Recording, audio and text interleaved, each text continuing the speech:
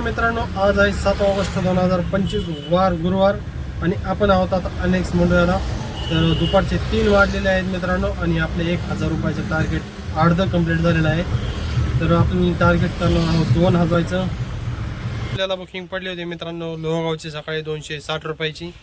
तर 16 किलोमीटर होतं, थोडं कमीच दिलं बिल त्यांनी. आणि मग तिथं आलो आपण आणि तिथून आपला लोकल बिझनेस म्हटलं आता जसा होईल तसा करायचा आहे. आपण 10 वाजता आलतो मित्रांनो आणि 10 ते 3 वाजेपर्यंत आपले 1000 रुपये कंप्लीट झालेले आहेत आता. तर आपण आहोत अनेक्स मोंडियामध्ये. तर बरोबर मी जवळजवळ तुम्हाला सांगतो 400च्या आसपास काहीतरी ओलाने दिले आणि 600च्या आसपास काहीतरी उबेरने दिले. म्हणजे उबेर कधी पण ओलापेक्षा चांगलं बुकिंग देत आहे. तर ओलाला मला आत्ता वाढली होती चिखलीची, पण ती काय बटली नाही. 369 रुपये काहीतरी होती, पण ती काय बटली नाही मित्रांनो. त्यामुळं मी फक्त आता इकडं धंदा करायचा प्रयत्न करतो आहे.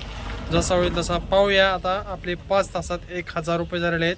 पुढचे अजून 1000 रुपये आपले किती वेळ लागतो.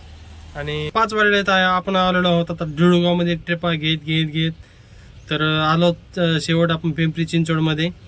तर शेवट मला आज अशा बुकिंग वाढल्या मित्रांनो पुण्यामध्ये.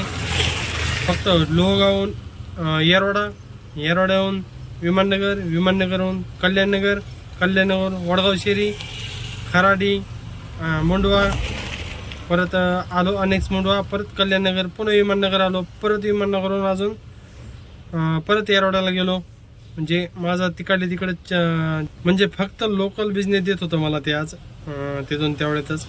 तर चांगला रनिंग झालं, ट्रॅफिक होतं तेवढं फार जास्त काय नव्हतं. पण मस्त 5 तासात आपले 10,000 रुपये केले आपण. आणि तिथून आपल्याला परत वाढल्यात परत 3 ते 5 वाजेपर्यंत आपले अजून 500 रुपये झाले. तर 2 तासात 500 रुपये अजून झाले आपले.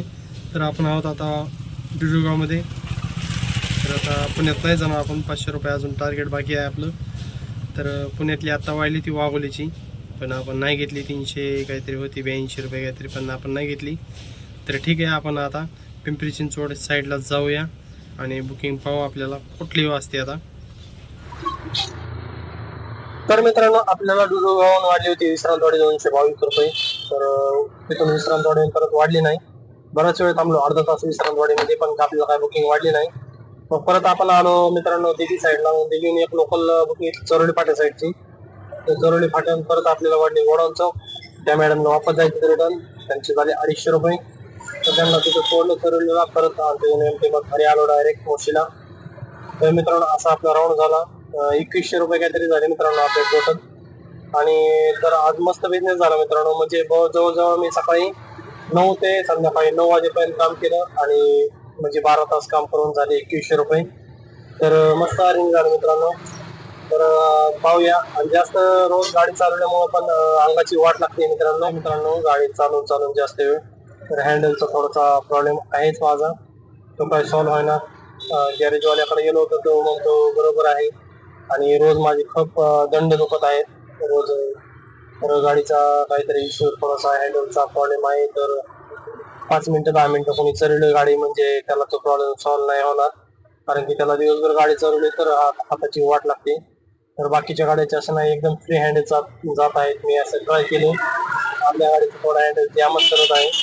तर आपण फक्त आता एक काम करणार आहोत की पाठीमागचं एक टायर पुढे टाकू आणि पुढचं टायर पाठीमागं टाकूयात, बदलूयात. म्हणजे पाहूया आपल्याला हँडलचा प्रॉब्लेम सॉल्व्ह होतो का ते.